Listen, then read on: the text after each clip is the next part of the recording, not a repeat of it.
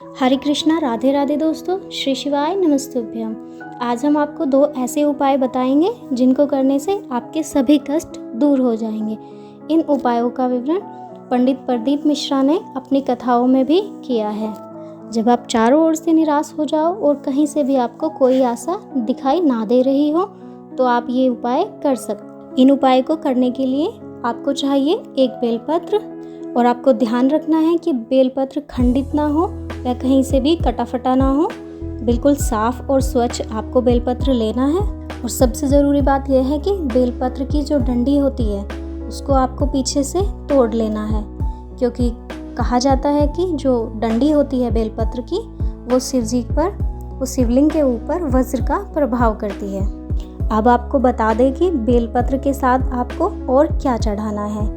आपको लेना है 7 लोटे जल। जी हाँ, आपको एक पात्र में 7 लोटे जल ले लेना है और उसमें थोड़ा सा गंगा जल भी मिला लेना है। और इस उपाय को आप मंदिर में भी जाकर कर सकते हैं, और अगर मंदिर में जाना संभव ना हो तो आप इसको अपने घर में रखे हुए शिवलिंग पर भी कर सकते हैं। वैसे तो यह उपाय आपको सुबह सुबह करना चाहिए, लेकिन कई लोग ऐसे होते हैं जो कि बाहर जाते हैं नौकरी वगैरह के लिए और जिनको सुबह के टाइम नहीं होता है तो वो इसको प्रदोष काल यानी कि शाम के टाइम भी कर सकते हैं।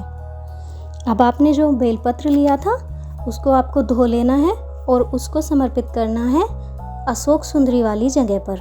जी हाँ, बेलपत्र को आपको अशोक सुंदरी वाली जगह पर ही समर्पित करना है।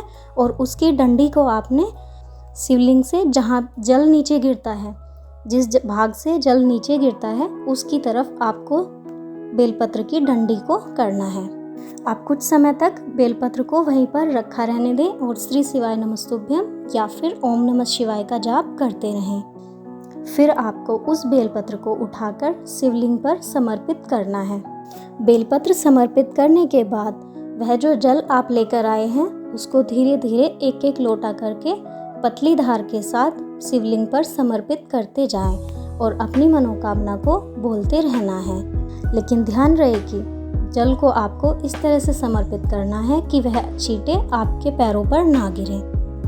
जल समर्पित करते हुए आपको अपनी मनोकामना बोलती रहनी है। शिवजी का पूर्ण अभिषेक हो जाने के बाद आपको कुछ समय पश्चात वह बेलपत्र वहाँ से उठा लेना है और उसे अपने घर ले आना है। घर लाने के बाद उस बेलपत्र को आप जहाँ पर पूजा करते हैं वहाँ पर उस बेलपत्र को रख देना है।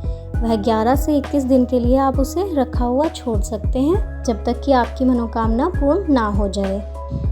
अगर आपकी मनोकामना कुछ ऐसी है जिसको पूर्ण होने में कुछ समय लग रहा है तो आप 21 दिन के बाद बेलपत्र को ले जाकर किसी बहते हुए पानी में समर्पित कर देना। उस बेलपत्र को आपको किसी बहते हुए पानी में विसर्जित कर देना है। उसके बाद हम आपको बताते हैं दूसरा उपाय। या दूसरे उपाय में जो पंडित प्रदीप मिश्रा जी ने बताया है उसके लिए आपको लेने हैं 5 बेलपत्र। 5 बेलपत्र के साथ में आपको 1 लोटा जल का ले लेना है और एक पात्र जिसमें आपको दूध लेना है। दूध आप हमेशा स्टील के पात्र में ही लें। ध्यान रहे कि तांबे के पात्र में दूध नहीं लिया जाता है। बेलपत्र को एक साथ ले लेना है। ध्यान रहे कि 5 बेलपत्र आपको एक साथ ऊपर नीचे करके रखने हैं, वह आपको अलग अलग करके नहीं चढ़ाने हैं। बेलपत्र शिवलिंग पर चढ़ाते हुए आपको श्री शिवाय नमस्तुभ्यम का जाप करते रहना है। बेलपत्र चढ़ाने के बाद आपको अपने दोनों हाथों में दोनों जल के लोटे ले लेने हैं। जो आपने दूध का पात्र लिया है और जल का, उसे आपने ले लेना है और धीरे धीरे पतली धार के साथ आपको दोनों को एक साथ छोड़ते हुए जाना है। और ध्यान रहे कि दोनों लोटों का जल आपका एक साथ ही खत्म होना चाहिए। अगर आपने दूध कम लिया है तो दूध को आप कम कम चढ़ाएं और पानी को थोड़ा ज़्यादा मात्रा में चढ़ाएं। लेकिन ध्यान रहे कि दोनों चीज़ें एक साथ ही समाप्त हों। और इस उपाय को आप सिर्फ सावन के महीने में ही कर सकते हैं। इन दोनों उपाय के साथ अगर आप एक कनेर का फूल भी समर्पित करें तो बहुत ही अच्छा होगा। इससे आपकी जो मनोकामना है बहुत जल्द पूर्ण होगी। आप ये उपाय जरूर करके देखना है। अगर आपको मेरी ये जानकारी पसंद आई है तो प्लीज़ मेरी वीडियो को लाइक करना और दोस्तों के साथ शेयर करना। धन्यवाद। श्री शिवाय नमस्तुभ्यम।